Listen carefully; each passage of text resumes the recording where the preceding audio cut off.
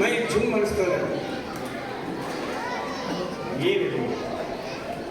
ಏನೇ ಇರಲಿ, ಮಹಾತ್ಮಾಜಿಯವರ ಒಂದು ಕನಸಾಗಿತ್ತು, ನಮ್ಮ ದೇಶಕ್ಕೆ ಸ್ವಾತಂತ್ರ್ಯ ಕೊಡಿಸಬೇಕು, ನಮ್ಮ ದೇಶದ ಜನ ಸ್ವತಂತ್ರವಾಗಿ ಬದುಕುವಂತ ಆಗಬೇಕು.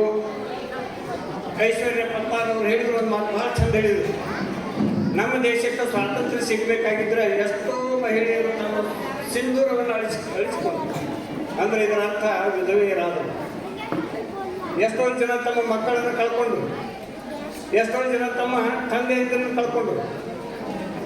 ಅಂಥ ಒಂದು ಪರಿಸ್ಥಿತಿ ಒಳಗೆ ತಮ್ಮ ಜೀವನವನ್ನು ಪಣಕ್ಕಿಟ್ಟು ಹೋರಾಡಿ ನಮಗೆ ಸ್ವಾತಂತ್ರ್ಯವನ್ನು ಕೊಡಿಸಿದರು.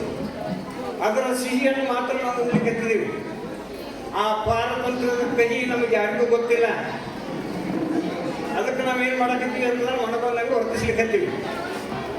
ಈ ರೀತಿ ವರ್ತಿಸಿದೀವಿ ಅಂತಂದ್ರೆ ಈ ಹಿಂದೆ ಏನು ಹೋರಾಡಿದಂಥ ಮಹಾತ್ಮರು ಎಲ್ಲ ಹೋದರು. ಈ ಸ್ವಾತಂತ್ರ್ಯವನ್ನು ಉಳಿಸಿಕೊಂಡು ಹೋಗ್ಬೇಕಾಗಿರ್ತ ಜವಾಬ್ದಾರಿ ನಮ್ಮ ನಿಮ್ಮೆಲ್ಲದಾಗಿದೆ. ಅದಕ್ಕೆ ನಮ್ಮ ಮುಂದಿನ ಪೀಳಿಗೆಗೆ ನಾವು ಏನು ಕೇಳಬೇಕಾಗಿದೆ ಅಂತಂದ್ರೆ, ಇಂಥ ಒಂದು ಸ್ವಾತಂತ್ರ್ಯದ ಸಿಹಿಯನ್ನು ಉಣ್ಣುವಂಥ ಒಂದು ಭಾಗ್ಯ ಅವರಿಗೆ ಕೊಡಬೇಕು, ಅವರನ್ನು ಉಳಿಸಿಕೊಂಡು ಹೋಗ್ಬೇಕು, ಬೆಳೆಸಿಕೊಂಡು ಹೋಗ್ಬೇಕಾದಂಥ ಕರ್ತವ್ಯವನ್ನು ಅವರಿಗೆ ತಿಳಿಸಬೇಕಾಗಿದೆ. ಅದಕ್ಕೆ ಎಲ್ಲ ನಾವು ಈ ಐಶ್ವರ್ಯ ಪತ್ತಾರವರು ಒಂದು ಮಾತು ಹೇಳಿದಾಗ ಬಹಳ ಅದ್ಭುತ ಅನಿಸ್ತು.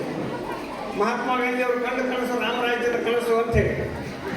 ಯಾವಾಗ ಮಧ್ಯರಾತ್ರಿಯಲ್ಲಿ ಒಬ್ಬ ಮಹಿಳೆ ಸ್ವತಂತ್ರವಾಗಿ ತಿರುಗಾಡ್ತಾಳೋ, ಧೈರ್ಯದಿಂದ ತಿರುಗಾಡುವಂಥ ಒಂದು ವ್ಯವಸ್ಥೆ ಬರ್ತದೋ, ಆಗ ನಮ್ಮ ದೇಶಕ್ಕೆ ಸ್ವಾತಂತ್ರ್ಯ ಸಿಗ್ತದೆ ಅಂತೇಳಿ. ಹಾಗಾದ್ರೆ ಇವತ್ತು ನಮ್ಮ ದೇಶಕ್ಕೆ ಸ್ವಾತಂತ್ರ್ಯ ಬಂದಿದೆ ಇಲ್ಲ ಅಂತ ನೀವು ಹೇಳಬೇಕು. ಅದಕ್ಕೆ ಅಂಥ ಒಂದು ಪರಿಶ್ರಮದಿಂದ ಪಡೆದಂಥ ಒಂದು ಸ್ವಾತಂತ್ರ್ಯವನ್ನು ನಾವು ಉಳಿಸಿಕೊಂಡು ಹೋಗಬೇಕಾದಂಥ ಕೆಲಸ ನಮ್ಮದಾಗಿದೆ. ಅದಕ್ಕಾಗಿ ನಮ್ಮ ಮುಂದಿನ ಪೀಳಿಗೆಗೆ ಈ ಒಂದು ವ್ಯವಸ್ಥೆಯನ್ನು, ಈ ಒಂದು ಸ್ವಾತಂತ್ರ್ಯಕ್ಕಾಗಿ ಹೋರಾಡಿದಂಥ ಮಹಾತ್ಮರನ್ನ, ಮಹಿಳೆಯರ ಬಗ್ಗೆ ತಿಳಿಸಿಕೊಡ್ಬೇಕು. ಅದಕ್ಕೆ ಮುಂದಿನ ಪೀಳಿಗೆ ಇದನ್ನೆಲ್ಲ ಉಳಿಸಿಕೊಂಡು ಹೋಗಿ ಸ್ವತಂತ್ರವಾಗಿ ಬದುಕುವಂಥ ದೇಶ ನಮ್ಮ ಆಗಬೇಕು ಅಂತ ಆಗಿದ್ವಿ.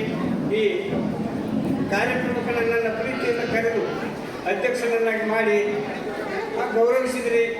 ಭಾಳ ಸಂತೋಷ ಅನಿಸ್ತು. ಅದಕ್ಕೆ ಈ ಕಾರ್ಯಕ್ರಮದಲ್ಲಿ ಭಾಗಿಯಾದಂಥ ನಾನು ತಮ್ಮೆಲ್ಲರಿಗೆ ಹೃದಯಪೂರ್ವಕ ವಂದನೆಗಳನ್ನು ಸಲ್ಲಿಸ್ತಾ ನಾನು ಮಾತುಗಳನ್ನು ಮುಗಿಸ್ತೇನೆ. ಸಹೋದ್ಯೋಗಿಗಳಿಂದ ಸನ್ಮಾನ.